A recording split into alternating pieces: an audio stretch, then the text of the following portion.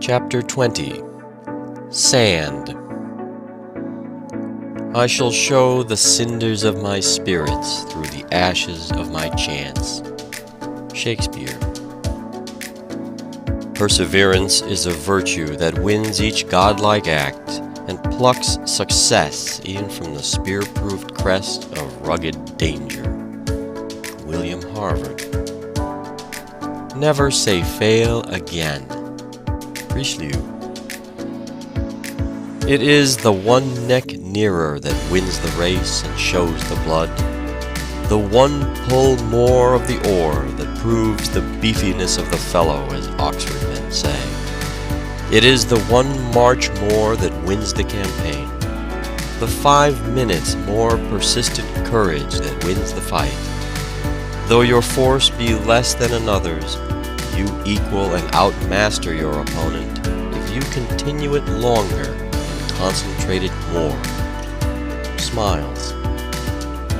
I know no such unquestionable badge and ensign of a sovereign mind as that tenacity of purpose which through all changes of companions or parties or fortunes changes never, bates no jot of heart or hope, but wearies out opposition and arrives at its port. "Well done, Tommy Brooks," exclaimed his teacher in pleased surprise, when the dunce of the school spoke his piece without omitting a single word. The other boys had laughed when he rose, for they expected a bad failure. But when the rest of the class had tried, the teacher said Tommy had done the best of all, and gave him the prize. "And now tell me," said she, "how you learned the poem so well." "Please, ma'am, it was the snail on the wall that taught me how to do it," said Tommy. At this the other pupils laughed aloud, but the teacher said, "You need not laugh, boys, for we may learn much from such things as snails. How did the snail teach you, Tommy?" "I saw it crawl up the wall, little by little," replied the boy. "It did not stop nor turn back, but went on, and I thought I would do the same with the poem. So I learned it little by little, and did not give up. By the time the snail reached the top of the wall, I had learned the whole poem." I may here impart the secret of what is called good and bad luck, said Addison. There are men who, supposing Providence to have an implacable spite against them, bemoan in the poverty of old age the misfortunes of their lives. Luck forever runs against them and for others. One with a good profession lost his luck in the river, where he idled away his time a-fishing. Another with a good trade perpetually burnt up his luck by his hot temper, which provoked all his employees to leave him. Another with a lucrative business lost his luck by amazing diligence at everything but his own business. Another who steadily followed his trade, as steadily followed the bottle. Another who was honest and constant to his work, erred by his perpetual misjudgment. He lacked discretion. Hundreds lose their luck by indulging sanguine expectations, by trusting fraudulent men, and by dishonest gains. A man never has good luck who has a bad wife. I never knew an early rising, hard-working, prudent man, careful of his earnings and strictly honest, who complained of his bad luck. A good character, good habits, and iron industry are impregnable to the assaults of the ill luck that fools are dreaming of. But when I see a tatterdemalion creeping out of a grocery late in the forenoon, with his hands stuck into his pockets, the rim of his hat turned up and the crown knocked in, I know he has had bad luck, for the worst of all luck is to be a sluggard, a knave, or a tippler. "You have a difficult subject," said Anthony Trollope at Niagara Falls to an artist who had attempted to draw the spray of the waters. "All subjects are difficult," was the reply, to a man who desires to do well. "But yours, I fear, is impossible," said Trollope. "You have no right to say so, till I have finished my picture," protested the artist. "Tell Louisa to stick to her teaching. She can never succeed as a writer." When her father delivered the rejected manuscript of a story sent to James T. Fields, editor of the Atlantic Monthly, with the above message, Miss Alcott said, "Tell him I will succeed as a writer, and someday I shall write for the Atlantic." Not long after, she sent an article to the Atlantic and received a check for $50. With the money, she said she bought a second-hand carpet for the parlor, a bonnet for her sister, shoes and stockings for herself. Her father was calling upon Longfellow some time after this, when Longfellow took the Atlantic and said, "I want to read to you Emerson's fine poem upon Thoreau's flute." Mr. Alcott interrupted him with delight and said, "My daughter Louisa wrote that." "Men talk as if victory were something fortunate," says Emerson. "Work is victory. Wherever work is done, victory is obtained. There is no chance and no blanks. You want but one verdict. If you have your own, you are secure of the rest. But if witnesses are wanted, witnesses are near." "Young gentlemen," says Francis Wayland, "remember that nothing can stand day's work." Alexander the Great exclaimed to his soldiers, disaffected after a long campaign, "Go home, and tell them that you left Alexander to conquer the world alone." "We discount only our own bills, and not those of private persons," said the cashier of the Bank of England, when a large bill was drawn by Anselm Rothschild of Frankfurt on Nathan Rothschild of London. "Private persons," exclaimed Nathan, when told of the cashier's remark. "I will make these gentlemen see what sort of private persons we are." 3 weeks later, he presented a £5 note at the bank at the opening of the office. The teller counted out 5 sovereigns, looking surprised that Baron Rothschild should have troubled himself about such a trifle. The Baron examined the coins one by one, weighing them in the balance, as he said the law gave him the right to do, put them into a little canvas bag, and offered a second, and then a third, fourth, 50th, 1,000th note. When a bag was full, he handed it to a clerk in waiting, and proceeded to fill another. In 7 hours he had changed £21,000, and with 9 employees of his house similarly engaged, had occupied the tellers so busily in changing $1,050,000 worth of notes that no one else could receive attention. The bankers laughed, but the next morning Rothschild appeared with his 9 clerks and several drays to carry away the gold, remarking, "These gentlemen refuse to pay my bills. I have sworn not to keep theirs. They can pay at their leisure, only I notify them that I have enough to employ them for 2 months." The smiles faded from the features of the bank officials as they thought of a draft of $55 million in gold, which they did not hold. Next morning, notice was given in the newspapers that the Bank of England would pay Rothschild's bills as well as its own. "Well," said Barnum to a friend in 1841, "I am going to buy the American Museum." "Buy it!" exclaimed the astonished friend, who knew that the showman had not a dollar. "What do you intend buying it with?" "Brass," was the prompt reply, "for silver and gold have I none."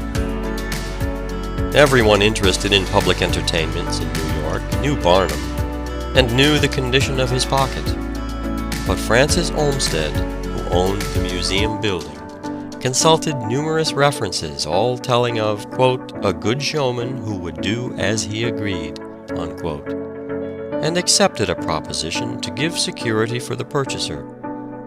Mr. Olmsted was to appoint a money taker at the door, and credit Barnum toward the purchase with all above expenses and an allowance of $50 per month to support his wife and 3 children.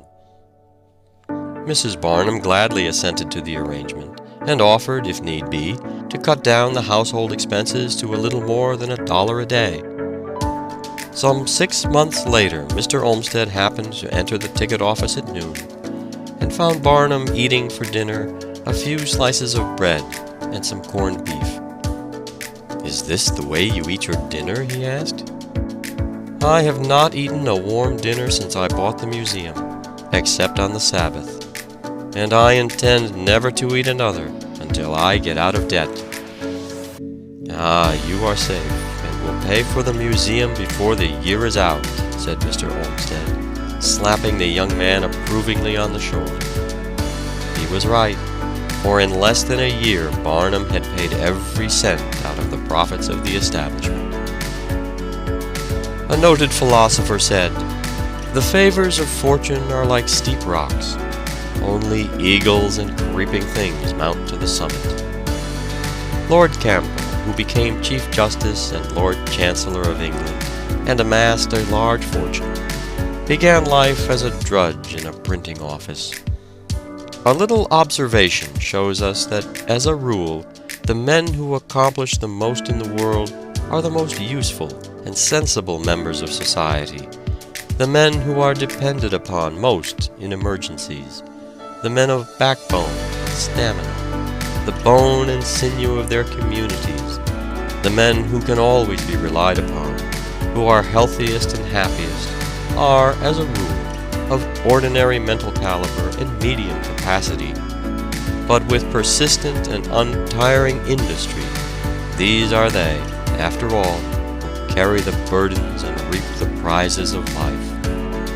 It is the men and women who keep everlastingly at it, who do not believe themselves geniuses, but who know that if they ever accomplish anything great, they must do it by common drudgery and persistent industry, and with an unwavering aim in one pursuit.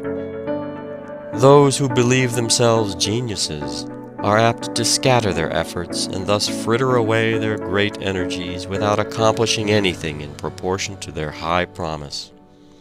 Often the men who promise the most pay the least. Mrs. Frank Leslie often refers to the time she lived in her carpetless attic while striving to pay her husband's obligations. She has fought her way successfully through 9 lawsuits and has paid the entire debt. She manages her 10 publications entirely herself, signs all checks and money orders, makes all contracts, looks over all proofs, and approves the makeup of everything before it goes to press. She has developed great business ability, which no one dreamed she possessed. A little boy was asked how he learned to skate. "Oh, by getting up every time I fell down," he replied. The boy Thorwaldsen, whose father died in the poorhouse, and whose education was so scanty that he had to write his letters over many times before they could be posted, by his indomitable perseverance, tenacity, and grit, fascinated the world with the genius which neither his discouraging father, poverty, nor hardship could repress. "It is all very well," said Charles J. Fox, "to tell me that a young man has distinguished himself by a brilliant first speech. He may go on, or he may be satisfied with his first triumph. But show me a man who has not succeeded at first, and nevertheless has gone on, and I will back that young man to do better than most of those who have succeeded at the first trial." It was the last 3 days of the first voyage of Columbus that told.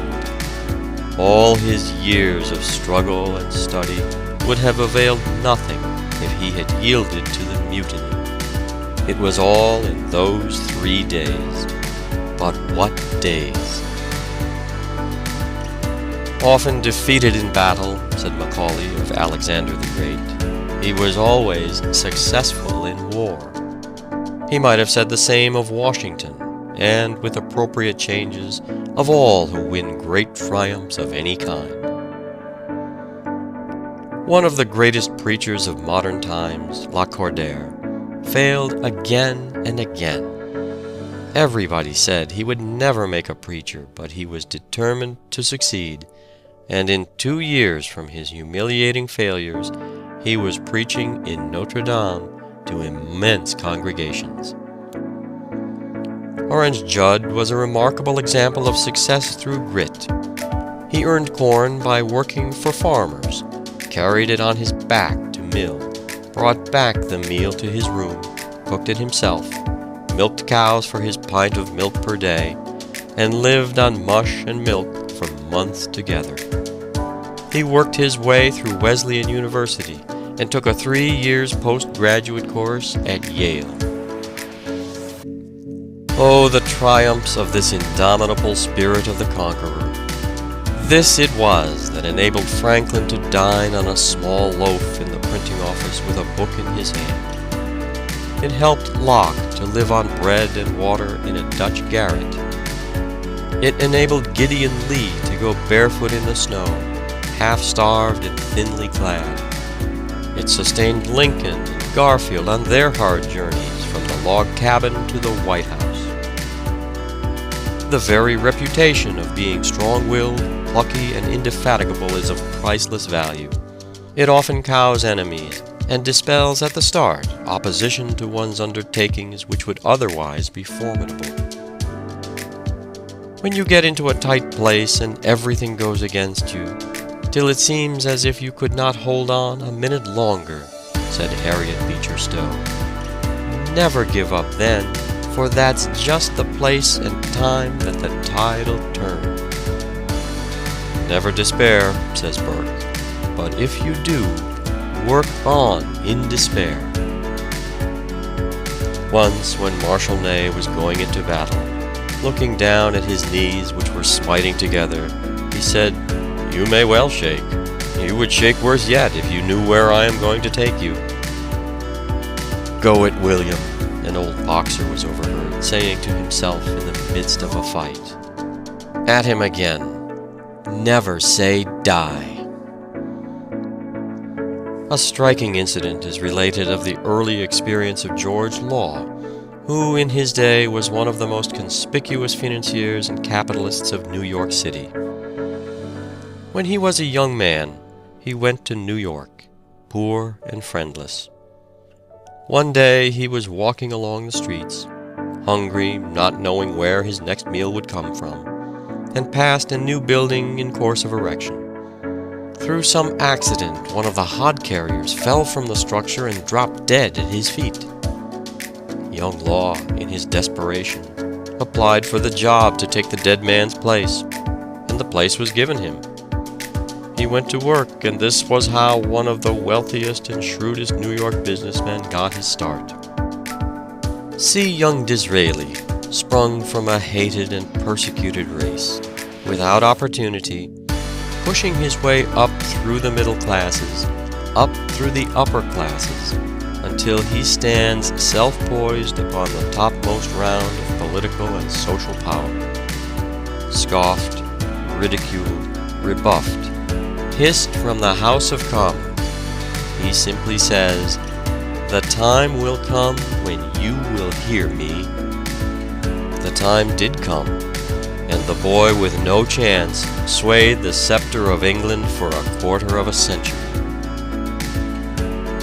If impossibilities ever exist, popularly speaking, they ought to have been found somewhere between the birth and the death of Kitto, that deaf pauper and master of Oriental learning. But Kitto did not find them there. In the presence of his decision and imperial energy, they melted away. Kitto begged his father to take him out of the poorhouse, even if he had to subsist like the Hottentots. He told him that he would sell his books and pawn his handkerchief, by which he thought he could raise about 12 shillings. He said he could live upon blackberries, nuts, and field turnips, and was willing to sleep on a hayrick. Here was real grit. What were impossibilities to such a resolute will? Patrick Henry voiced that decision which characterized the great men of the Revolution when he said, "Is life so dear, or peace so sweet, as to be purchased at the price of chains and slavery? Forbid it, Almighty God! I know not what course others may take, but as for me, give me liberty or give me death." Look at Garrison reading this advertisement in a Southern paper. $5,000 will be paid for the head of W.L. Garrison by the governor of Georgia. Behold him again. A broadcloth mob is leading him through the streets of Boston by a rope. He is hurried to jail. See him return calmly and unflinchingly to his work, beginning at the point at which he was interrupted. Note this heading in The Liberator, the type of which he set himself in an attic on State Street in Boston. "I am in earnest. I will not equivocate. I will not excuse. I will not retreat a single inch. And I will be heard." Was Garrison heard? Ask a race set free largely by his efforts. Even the gallows erected in front of his own door did not daunt him. He held the ear of an unwilling world with that burning word, freedom, which was destined never to cease its vibrations until it had breathed its sweet secret to the last slave. At a time when abolitionists were dangerously unpopular, a crowd of brawny Cape Cod fishermen had made such riotous demonstrations that all the speakers announced, except Stephen Foster and Lucy Stone, had fled from an open-air platform. "You had better run, Stephen," said she. "They are coming." "But who will take care of you?" asked Foster. "This gentleman will take care of me," she replied, calmly laying her hand within the arm of a burly rioter with a club, who had just sprung upon the platform. What did you say?" stammered the astonished rowdy, as he looked at the little woman. "Yes, I'll take care of you, and no one shall touch a hair of your head." With this, he forced a way for her through the crowd, and, at her earnest request, placed her upon a stump, and stood guard with his club while she delivered an address so effective that the audience offered no further violence, and even took up a collection of $20 to repay Mr. Foster for the damage his clothes had received when the riot was at its height. "Luck is ever waiting for something to turn up," says Cobden. "Labor, with keen eyes and strong will turn up something. Luck lies in bed and wishes the postman would bring him the news of a legacy. Labor turns out at 6 o'clock, and with busy pen or ringing hammer lays the foundation of a competence. Luck whines. Labor whistles. Luck relies on chance. Labor on character. There is no luck, for all practical purposes, to him who is not striving, and whose senses are not all eagerly attent. What are called accidental discoveries are almost invariably made by those who are looking for something. A man incurs about as much risk of being struck by lightning as by accidental luck. There is perhaps an element of luck in the amount of success which crowns the efforts of different men, but even here it will usually be found that the sagacity with which the efforts are directed and the energy with which they are prosecuted measure pretty accurately the luck contained in the results achieved. Apparent exceptions will be found to relate almost wholly to single undertakings, while in the long run the rule will hold good. Two pearl divers, equally expert, dive together and work with equal energy. One brings up a pearl, while the other returns empty-handed. But let both persevere, and at the end of 5, 10, or 20 years, it will be found that they succeeded almost in exact proportion to their skill and industry. Lincoln, being asked by an anxious visitor what he would do after 3 or 4 years if the rebellion was not subdued, replied, "Oh, there is no alternative but to keep pegging away." "It is in me, and it shall come out," said Sheridan, when told that he would never make an orator, as he had failed in his first speech in Parliament. He became known as one of the foremost orators of his day. It takes great courage to fight a lost cause when there is no hope even of victory. To contest every inch of ground with as much persistency and enthusiasm as if we were assured of victory, this is true courage. The world admires the man who never flinches from unexpected difficulties, who calmly, patiently, and courageously grapples with his fate, who dies, if need be, at his post. President Chadbourne put grit in place of his lost lung and worked 35 years after his funeral had been planned. Henry Fawcett put grit in place of eyesight and became the greatest Postmaster General England ever had. Prescott also put grit in place of eyesight and became one of America's greatest historians. Francis Parkman put grit in place of health and eyesight and became the greatest historian of America in his line. Thousands of men have put grit in place of health, eyes, ears, hands, legs, and yet have achieved marvelous success.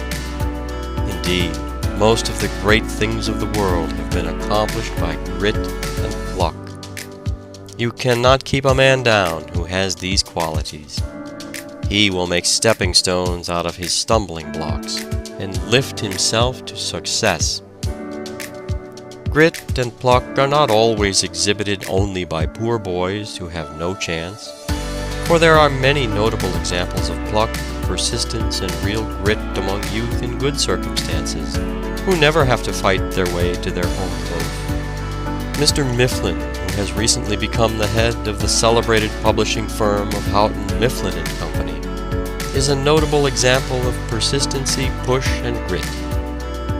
After graduating at Harvard and traveling abroad, he was determined, although not obliged, to work for a living, to get a position at the Riverside Press in Cambridge. He called upon the late Mr. Houghton and asked him for a situation.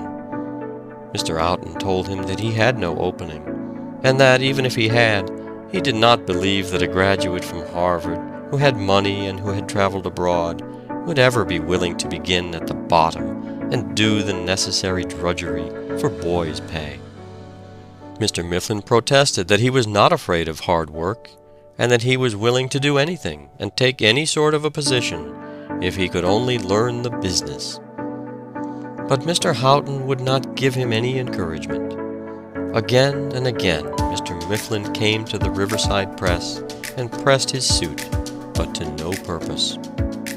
Mr. Mifflin persuaded his father to intercede for him, but Mr. Houghton succeeded in convincing him that it would be very unwise for his son to attempt it. But young Mifflin was determined not to give up. Finally, Mr. Houghton, out of admiration for his persistence and pluck, made a place for him, which had been occupied by a boy, for $5 a week. Young Mifflin took hold of the work with such earnestness, and showed so much pluck and determination, that Mr. Houghton soon called him into the office and raised his pay to $9 a week from the time he began. Although the young man lived in Boston, he was always at the Riverside Press in Cambridge early in the morning, and would frequently remain after all the others had gone. Mr. Houghton happened to go in late one night, after everybody had gone as he supposed, and was surprised to find Mr. Mifflin there taking one of the presses apart. Of course, such a young man would be advanced. These are the boys who become the heads of firms.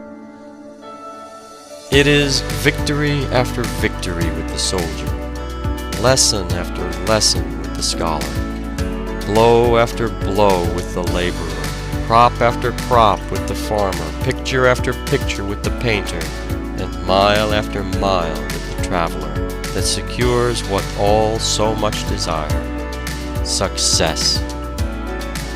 Stick to the thing and carry it through. Believe you were made for the place you fill, and that no one else can fill it as well. Put forth your whole energies. Be awake, electrify yourself, go forth to the task. Only once learn to carry a thing through in all its completeness and proportion, and you will become a hero. You will think better of yourself. Others will think better of you. The world in its very heart admires the stern, determined doer. End of chapter 20.